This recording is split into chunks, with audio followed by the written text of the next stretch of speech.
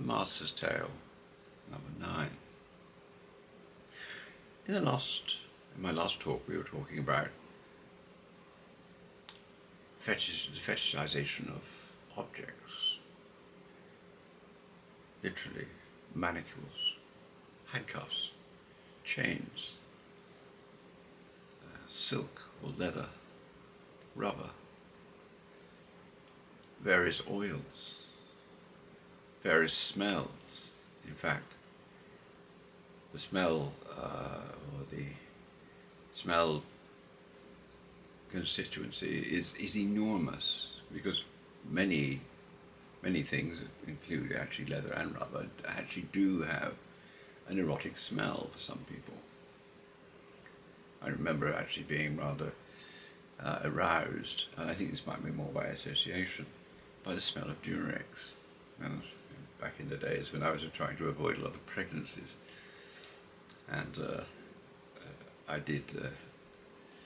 went to a great deal of effort because I was doing a lot of efforts which would have resulted in pregnancies in my teens and early 20s. Of course, that could be associated with the act,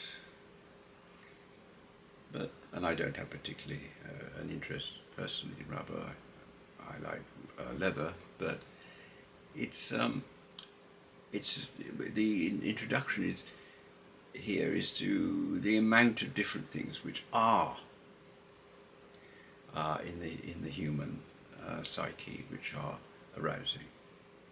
So there are different materials, different sounds, different smells, different sights, but there's also a wide variety of physical activities. Don't always jump to the conclusion that BDSM is about sex. Sex and sexual activity is certainly a base level, but for a number of people it isn't the most important thing.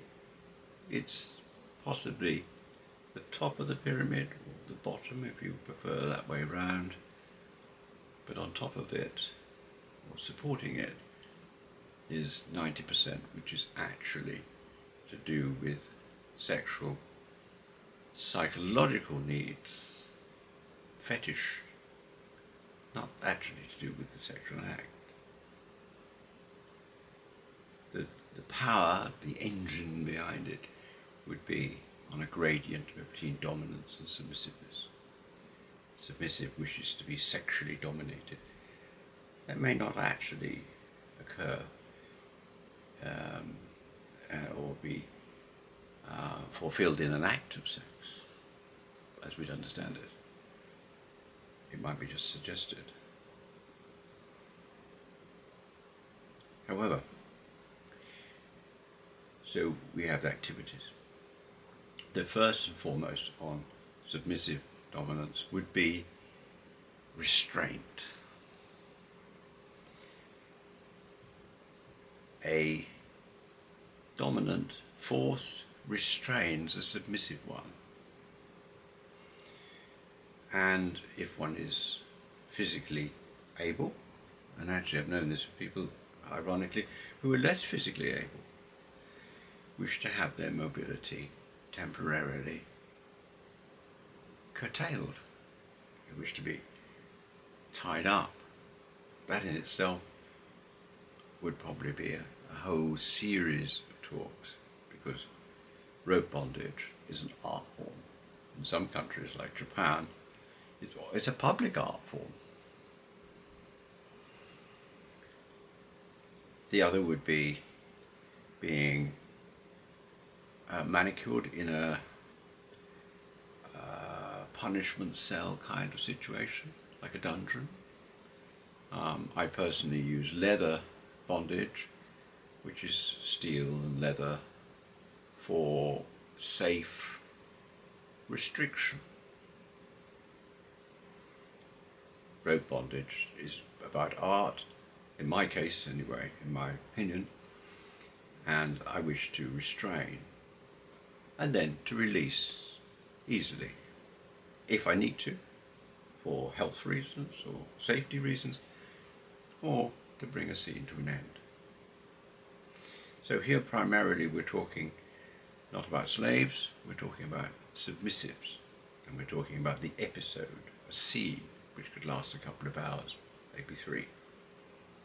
A wet Saturday afternoon. And we will also be, in a scene such as this, there is a certain degree of not only physical restraint, but also sensual restraint. Blindfolding. Very important. You can also use earphones to block sound, because the gradient is to move the sub from his or her present position, we'll call it 0, to upper gradient to, let's say, notionally 10. Subspace.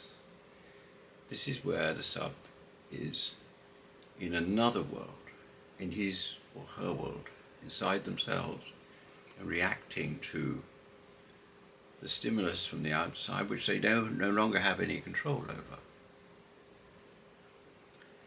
And they're responding, or not being able to directly respond. You wonder, what could this be, and how could you arrive at this? This is a very important territory. This is negotiation. Before a scene, a sub will talk to a top or master about what will happen in the scene.